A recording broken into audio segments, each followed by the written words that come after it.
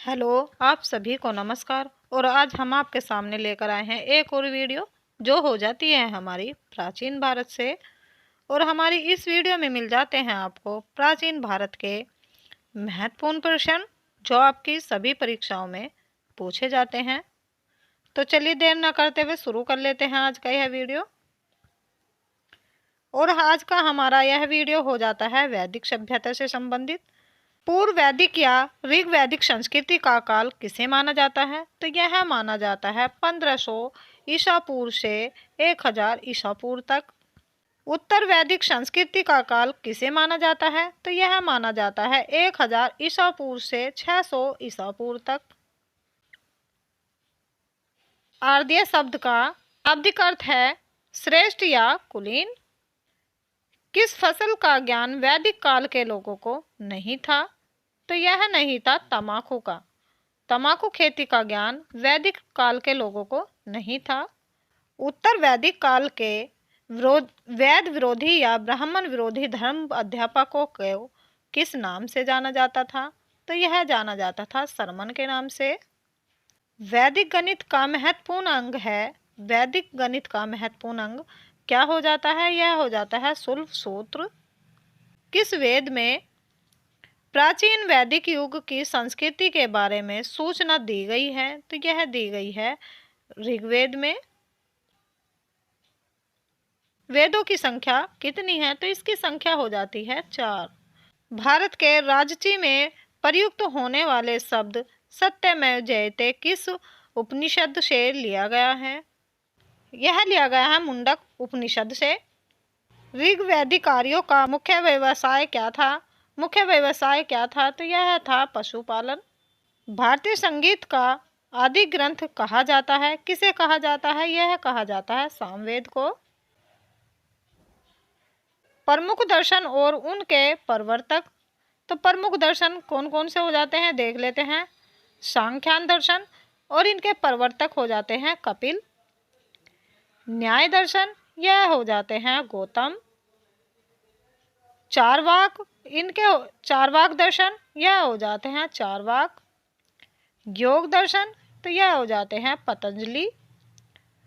पूर्व मीमांसा तो यह हो जाते हैं पूर्व मीमांसा दर्शन तो यह हो जाते हैं जैमिनी। उत्तर मीमांसा दर्शन तो यह हो जाते हैं बादरायण।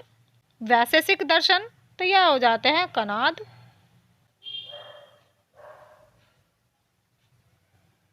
प्रथम विधि निर्माता कौन है? तो यह हो जाते हैं मनु। प्रथम विधि निर्माता हो जाते हैं मनु। कृष्ण भगवत का प्रथम और प्रधान ग्रंथ है तो कौन सा हो जाता है इसका प्रधान ग्रंथ? तो यह हो जाता है श्रीमद् भगवत गीता। ऋग्वेद में संपत्ति का प्रमुख रूप क्या है? तो यह हो जाता है गोधन। ऋग्वेद के किस मंडल में शूद्र का उल्लेखनीय पहली बार मिलता है? यह मिलता है 10वें में। वेदों की ऋचाओं को पढ़ने वाले ऋषि को क्या कहते हैं? तो यह कहते हैं होत्र। ऋग्वेद का संबंध किससे है? ऋग्वेद का संबंध हो जाता है ईश्वर महिमा से। ऋग्वेद में कुल मंडल हैं। ऋग्वेद में कुल कितने मंडल हैं? तो इसमें हो जाते हैं 10 मंडल। ऋग्वेद में कुल कितनी क्या हैं? तो यह हो जाती हैं 1028। ऋग्वेद में कुल कितनी ऋचाएं हैं? तो यह हो जाती हैं 10,580। ऋग्वेद में इंद्र के लिए ऋचाएं हैं 250। ऋग्वेद में अग्नि के लिए ऋचाएं हैं 200। सबसे पुराना वेद कौन सा है? तो सबसे पुराना वेद हो जाता है ऋग्वेद। वेदों की संख्या 4 है। ऋग्वेद, सामवेद, यजुर्वेद तथा अथर्ववेद।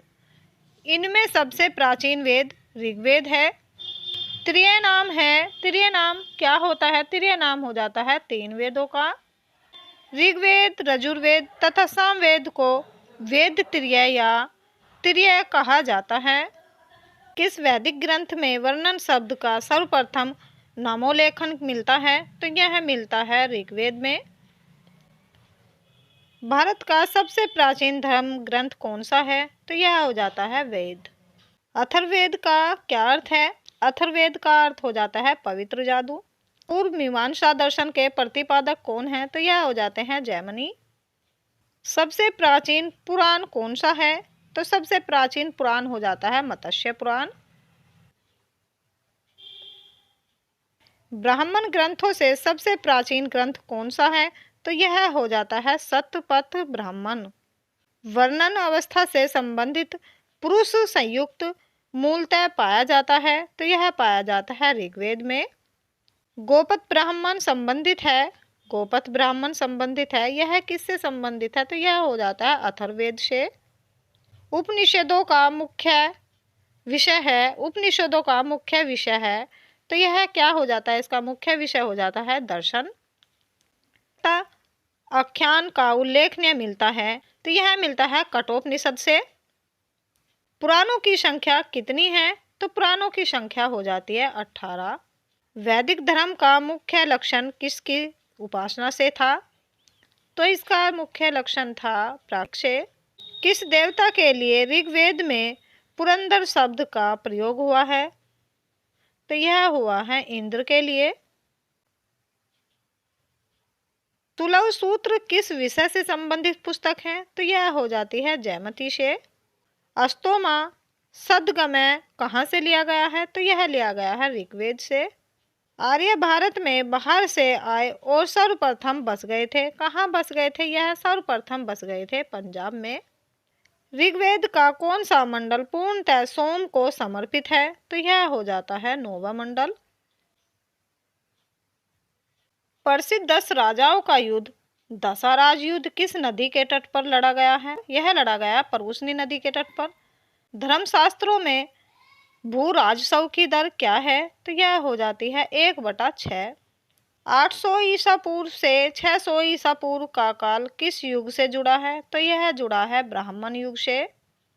आरंभिक वैदिक साहित्य में सर्वाधिक वर्णित नदी है, तो यह हो जाती है सिंधु नदी।